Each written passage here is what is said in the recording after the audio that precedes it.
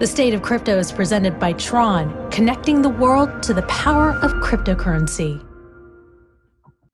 And it's time to check in with CoinDesk Global Policy and Regulation Managing Editor, Nick Day, who's also the editor of the must-read CoinDesk State of Crypto newsletter. Good morning, Nick. I feel very confused because yesterday we were talking about stablecoin legislation not going through Congress probably by the end of the year. You think that things might have just changed over the past 24 hours. What's going on here? Good morning, and sort of. So yesterday, the House Financial Services Committee put out a updated September hearing schedule. So beginning of the month or end of the previous month, every month, the committee puts out a schedule saying, okay, here's going to be the topics we're going to look at. Here are the meetings and hearings we're going to hold. And here are, some of what we're looking at this month. Previously, when the House Financial Services Committee first announced September's hearing, they didn't have anything directly crypto related. They had things about, credit, things like that. Fairly normal stuff. Yesterday, an updated version came out saying that there may be a stablecoin markup, time and date TBD, but the markup suggests that they are planning to introduce this bill sometime this month and, perhaps hold a hearing to discuss the merits and address any concerns about it. Well, how things have changed. You think that maybe they watched this show?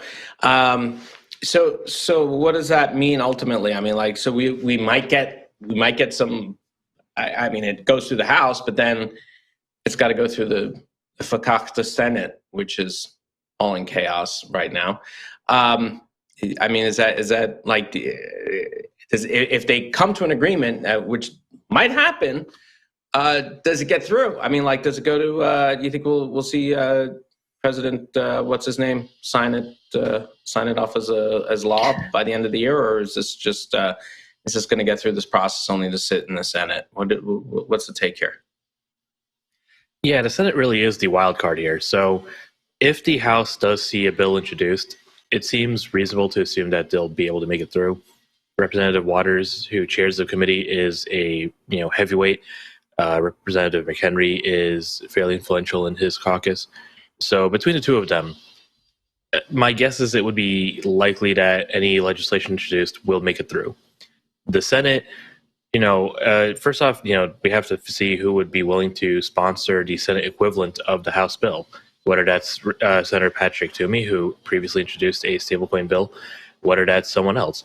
And even if he does introduce a bill, there has to be a Democratic co-sponsor or it's never going to get anywhere. So most likely that'll be Senator Sherrod Brown of Ohio, who chairs the Senate Banking Committee. And, it's unclear whether he's on board with the current effort or, where he stands at all on stablecoin legislation right now. So, I think if a bill goes through the House and the Senate and gets to President Biden's desk, he'll sign it. But the question is, will something get that far?